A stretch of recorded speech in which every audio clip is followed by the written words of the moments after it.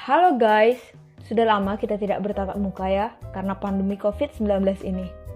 Tapi kami harap kita semua masih senantiasa stay at home walaupun kebijakan new normal sudah mulai diberlakukan sekarang ini. Semoga kita semua tetap sehat selalu ya. Konon ada pepatah mengatakan, tak kenal maka tak sayang. Ya, walaupun kami pada jomblo, tapi kami perlu disayang kok. Unch. Jadi, perkenankanlah kami dari kelompok 4 ini untuk memperkenalkan diri. Adapun anggota dari kelompok 4 itu ada Ari Mustafa Kamal dengan NIM 1704040049. Lalu ada Dharma Hakim Nasution dengan NIM 1704040054. Lalu ada M. Wahyu Alwi Siregar dengan NIM 1704040062 dan Elizabeth Christine Rumahorbo 1704040067. Dan tidak lupa dengan saya, Ignatia Jessica Megawati Simomora dengan NIM 1704040068. Aduh, tapi bentar dulu nih. Kok nggak bisa nih hidup kameranya? Aduh, gimana nih? Apa kameranya tidak mampu untuk melihat mukaku? Ternyata kita buka dulu, kita atur. Oke. Nah loh, baru bisa kameranya kan? Ya udah, langsung aja. Jangan lupa like, komen, dan share ya video ini. Check this out. Daripada berlama-lama, kita langsung saja ya ke materinya. Nah, di sini kami akan menjelaskan tentang beton prategang dan precast. Pasti kita bertanya-tanya kan, mengapa sih dibuat beton prategang? Mengapa tidak memakai beton doang? Beton sendiri merupakan elemen konstruksi yang memiliki daya tahan yang cukup kuat untuk memikul beban yang ada di atasnya. Oleh karena itu, material beton kerap dijadikan untuk digunakan pada bagian struktural. Namun, meskipun sanggup menahan tekanan dari beban di atasnya, beton kurang bisa menahan gaya tarikan. Oleh karena itu, dibuatlah beton prategang ini. Apa sih yang dimaksud dengan beton prategang? Beton prategang merupakan integrasi teknologi bahan beton bertulang dalam menggabungkan bahan beton mutu tinggi dan baja mutu tinggi untuk menghasilkan bahan komposit lanjutan yang dapat bekerja secara efektif merata pada suatu penampang struktur dalam melawan gaya-gaya baik tekan maupun tarik sama baiknya secara bersamaan. Nah, selanjutnya kami akan menampilkan gambar-gambar sebagai pengenalan umum beton prategang. Gambar pertama merupakan diagram tegangan pada beton prategang. Lalu, gambar kedua merupakan contoh penampang beton prategang. Gambar ketiga merupakan bagaimana pengangkutan beton prategang ke lokasi proyek. Gambar keempat juga sama dengan gambar ketiga, yaitu pengangkutan beton prategang ke lokasi proyek. Lalu gambar kelima merupakan contoh beton prategang, yaitu box girder. Lalu yang terakhir merupakan contoh penulangan pada beton prategang. Selanjutnya, kami akan menguraikan perbedaan antara beton bertulang konvensional dengan beton prategang. Yang pertama, beton bertulang konvensional menggunakan beton dengan tulangan baja normal, sedangkan pada beton prategang menggunakan beton dan baja bermutu tinggi. Pada beton bertulang konvensional, penampangnya tidak efektif, sedangkan pada beton prategang, penampang efektifnya bekerja. Pada beton bertulang konvensional dapat mengalami retak, sedangkan pada beton prategang tidak mengalami retak. Pada beton bertulang konvensional, gaya geser yang dihasilkan besar akibat sengkang, sedangkan pada beton prategang, gaya geser akibat sengkang tidak menentukan karena dapat dipikul oleh kelengkungan kabel. Pada beton bertulang konvensional, penampangnya relatif gemuk atau lebar sehingga mengakibatkan berat sendirinya relatif berat. Sedangkan pada beton prategang, penampangnya ramping sehingga relatif ringan. Selanjutnya, pada beton bertulang konvensional struktur lebih berat, sedangkan pada beton prategang relatif ringan sehingga lebih ekonomis. Selanjutnya, pada beton bertulang konvensional, penggunaan beton mutu tinggi dapat menghasilkan tulangan yang banyak. Sedangkan pada beton prategang, beton mutu tinggi dan baja mutu tinggi menghasilkan struktur yang ekonomis akibat berat yang berkurang. Pada beton bertulang konvensional, tulangan tidak memberikan kontribusi terhadap landutan. Sedangkan pada beton prategang, gaya prategang memberikan kontribusi terhadap perlawanan lendutan akibat beban mati dan beban hidup. Selanjutnya, pada beton bertulang konvensional terjadi korosi akibat retaknya beton. Sedangkan pada beton prategang tidak terjadi korosi karena tidak adanya retak pada beton.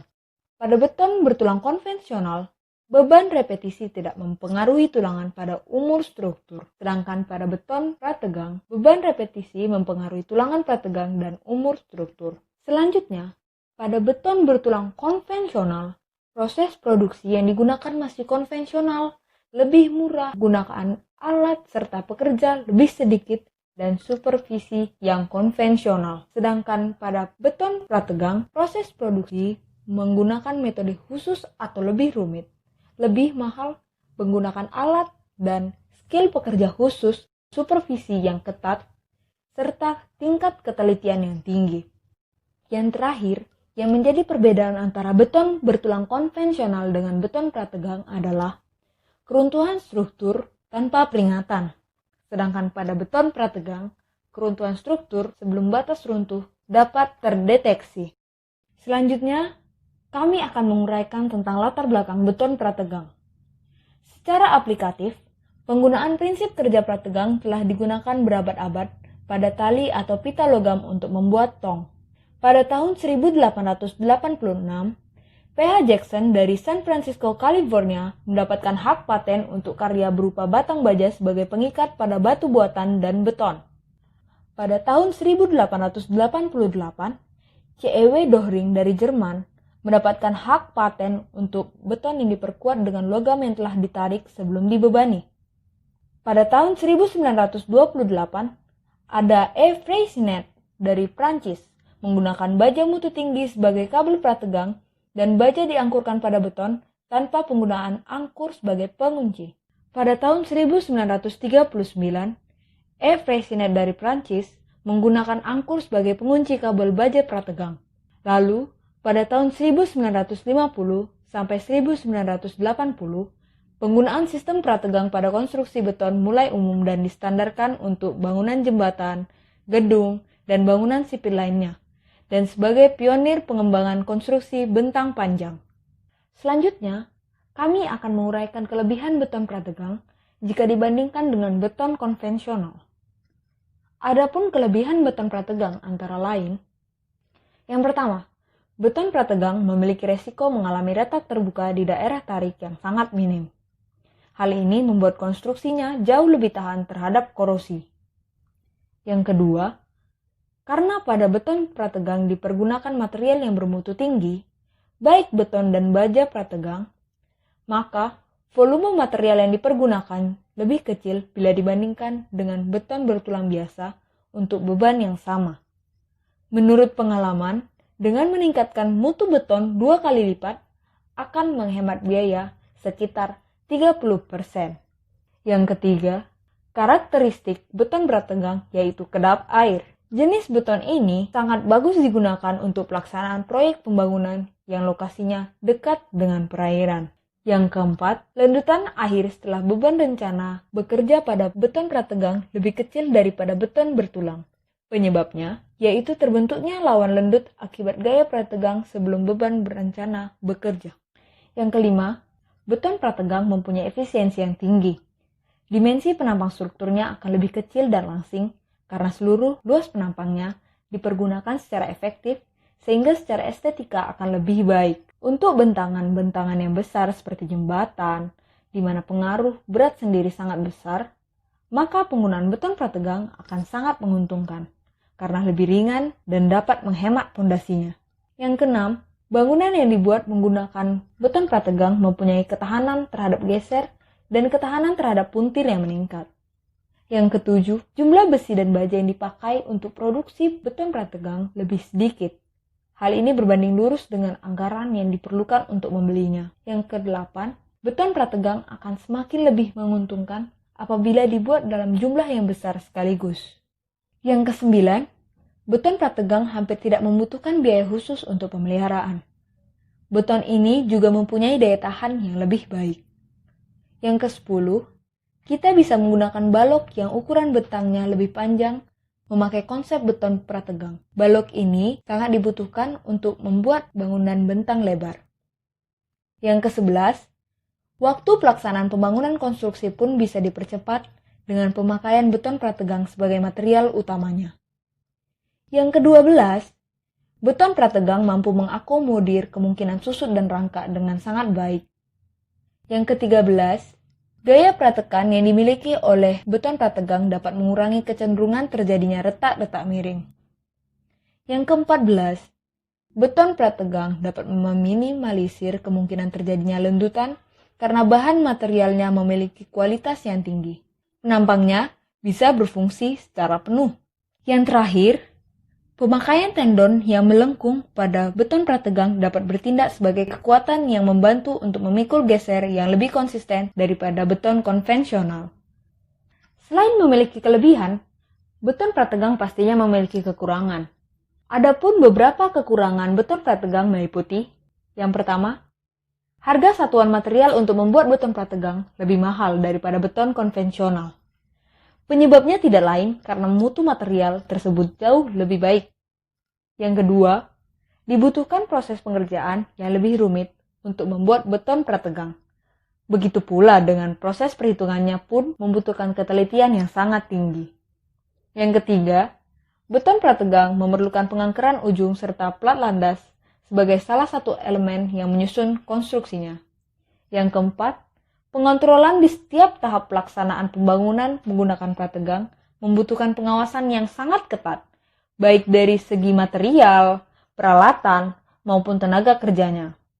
Yang kelima, proses pembuatan beton prategang membutuhkan alat-alat yang lebih canggih. Kita tidak bisa hanya memakai peralatan seadanya, seperti dalam pembuatan beton bertulang.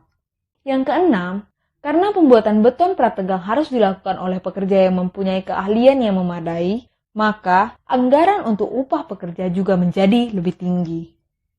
Dari kelebihan yang dimiliki beton prategang, secara singkat keuntungan penggunaan beton prategang dibanding beton bertulang konvensional antara lain: yang pertama, struktur yang lebih ringan; yang kedua, penampang lebih ramping; yang ketiga, aplikasi pada bentang panjang; yang keempat, sesuai untuk metode precast; yang kelima, biaya yang lebih ekonomis; yang keenam, dapat digunakan pada konstruksi segmental; yang ketujuh, biaya konstruksi yang ekonomis pada struktur statis tak tentu; dan yang terakhir, penggunaan tulangan lentur non-prategang menjadi opsional. Selanjutnya, kami akan menguraikan tentang metode pre-stressing. Beton prategang jika dibedakan sesuai dengan metode pemberian tegangan terdiri dari: yang pertama, prategang pratarik. Dalam hal ini, baja prategang diberi tegangan terlebih dahulu sebelum beton dicor. Umumnya digunakan pada produksi precast di pabrik secara massal. Yang kedua, prategang pasca tarik. Beton dicor dan setelah cukup umum struktur beton diberi tegangan melalui selongsong kabel yang sudah terpasang. Apa sih pretensioning itu? Pretensioning atau pratarik merupakan metode di mana baja prategang diberi gaya prategang terlebih dahulu sebelum beton dicor. Metode ini juga disebut dengan pretension method. Adapun prinsip dari pratarik ini secara singkat dapat diuraikan sebagai berikut. Tahap pertama, kabel atau tendon prategang ditarik atau diberi gaya prategang, kemudian diangker pada suatu abutmen tetap. Dapat dilihat pada gambar A. Lalu pada tahap kedua, beton dicor pada cetakan atau formwork dan landasan yang sudah disediakan sedemikian sehingga melingkupi tendon yang sudah diberi gaya prategang dan dibiarkan mengering. Dapat kita lihat pada gambar B. Pada tahap ketiga, setelah beton mengering cukup umur dan kuat untuk menerima gaya prategang, tendon dipotong dan dilepas sehingga gaya prategang ditransfer ke beton. Tahap ketiga ini dapat kita lihat pada gambar C. Setelah gaya prategang ditransfer ke beton, balok beton tersebut akan melengkung ke atas sebelum menerima beban kerja. Setelah beban kerja bekerja, maka balok tersebut akan rata. Selanjutnya, untuk post tensioning akan dilanjutkan oleh teman saya Dharma Hakim Nasution. Post tensioning pasca tarik. Pada metode pasca tarik, beton dicor lebih dahulu, di mana sebelumnya telah disiapkan saluran kabel atau tendon yang disebut duct. Secara singkat, metode ini dapat dijelaskan sebagai berikut. Tahap 1, dengan cetakan formwork yang telah disediakan lengkap dengan saluran atau selongsong kabel prategang atau tendon duct yang dipasang melengkung sesuai bidang momen balok. Beton dicor dapat dilihat pada gambar A. Tahap 2, setelah beton cukup umur dan kuat memikul gaya prategang, tendon atau kabel prategang dimasukkan dalam selongsong atau tendon duct, kemudian ditarik untuk mendapatkan gaya prategang. Metode pemberian gaya prategang ini, salah satu ujung kabel diangkur, kemudian ujung lainnya ditarik atau ditarik dari satu sisi. Ada pula yang ditarik di kedua sisinya dan diangkur secara bersamaan. Setelah diangkur, kemudian saluran di-grouting melalui lubang yang telah disediakan. Dapat dilihat pada gambar B. Tahap 3, setelah diangkur, balok beton menjadi tertekan. Jadi, gaya prategang telah ditransfer ke beton. Karena tendon dipasang melengkung, maka akibat gaya prategang tendon memberikan beban merata ke balok yang arahnya ke atas. Akibatnya, balok melengkung ke atas. Dapat lihat pada gambar C. Beton prategang dapat pula dibedakan sesuai dengan besarnya tegangan pada penampang. 1. Prategang penuh, full press. Penampang struktur tidak mengizinkan adanya tegangan tarik pada penampang, baik pada tahap transfer, peralihan, sampai dengan masa layan. 2. Prategang sebagian, partial press-stressed. Penampang struktur direncanakan untuk dapat menerima tegangan tarik pada lokasi penampang selama masa transfer atau peralihan dan masa layan. Pengenalan umum beton pracetak. Apakah yang dimaksud dengan beton pracetak? Beton precast atau pracetak adalah produk beton hasil dari olahan dan perpaduan teknologi konstruksi. Bila diurai, merupakan struktur beton dengan beberapa komponen sebagai penyusunnya. Beton precast atau pracetak ini melalui proses pencetak terlebih dahulu di tempat khusus, off-site fabrication. Keuntungan beton pracetak. Keunggulan penggunaan sistem precast pada bangunan gedung. 1. Waktu pelaksanaan pekerjaan lebih cepat, karena elemen bangunan yang tipikal bisa dikerjakan secara paralel, sehingga setelah tiba di lokasi, pekerjaan dapat segera dipasang atau dirangkai. 2. Mutu lebih terjamin. 3. Lebih ekonomis dalam penggunaan backcasting. 4. Tidak terlalu terpengaruh pada kondisi cuaca. 5. Produktivitas lebih tinggi. Kekurangan beton pracetak. Selain keunggulan tersebut, terdapat beberapa kekurangan penggunaan precast, antara lain 1. Memerlukan tambahan biaya transportasi yang cukup besar. 2. Memerlukan alat berat dengan kapasitas yang relatif besar untuk pelaksanaan pemasangannya, yang mana membutuhkan biaya yang besar pula. 3. Perlu perhatian khusus pada sambungan-sambungannya. 4. Memerlukan lahan yang luas untuk proses produksi. Elemen struktur pracetak. Elemen struktur pracetak yang biasa digunakan dalam suatu bangunan gedung yaitu plat, panel dinding, balok precast, kolom precast. Jenis-jenis plat pracetak. 1. Plat pracetak berlubang hollow core slab. 2. Plat pracetak tanpa lubang solid slabs. 3. Plat pracetak double thick dan single thick. Sekian penjelasan beton prategang dan precast dari kelompok kami. Stay safe dan selalu pakai masker saat keluar rumah ya. Terima kasih.